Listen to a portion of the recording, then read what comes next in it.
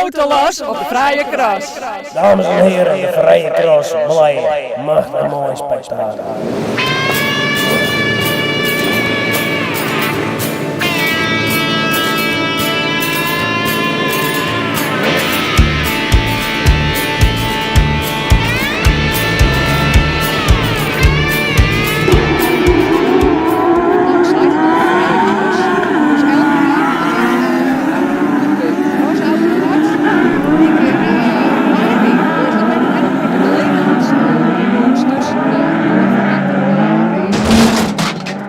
Ooit, nou hoe lang is dat dan?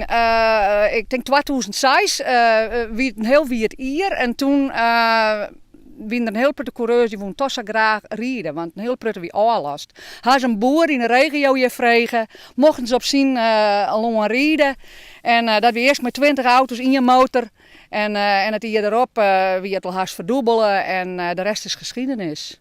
Nou ja, we gaan natuurlijk een skofje zonder Vrije Cross geweest. Maar ja, sinds vorig jaar dat we weer bij gaan.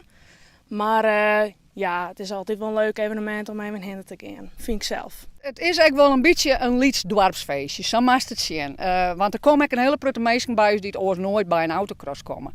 Nou, die zeggen dat nou toevallig. En ja, we hadden er altijd wel leuke dingen bij. Hè? Zoals een zonbult voor de Lietse band en een springkussen. En als de Lietse band hun vermijdt, dan blijven we daar dus ook. Nou, naast dat uw coureurs de grootste entertainers binnen, krijgen wij Alex van der Broek. Dat is een trailrider. Ik weet niet eens of ik het goed zei, zijn krijg ik op het donder. Maar die gaat met zijn crossmotor door al die hindernissen en obstakels heen. Die hebben we hier in Alien Ekkeles hangen. Dat is heel mooi om naar te zien. We krijgen het dweilorkest de Halmer Gromkes komen deel.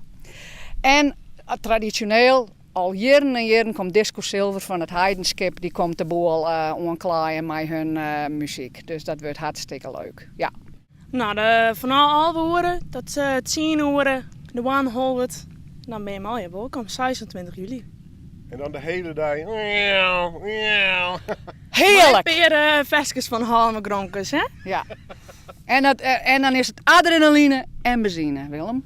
Ja. Toten los op de Vrije Cross.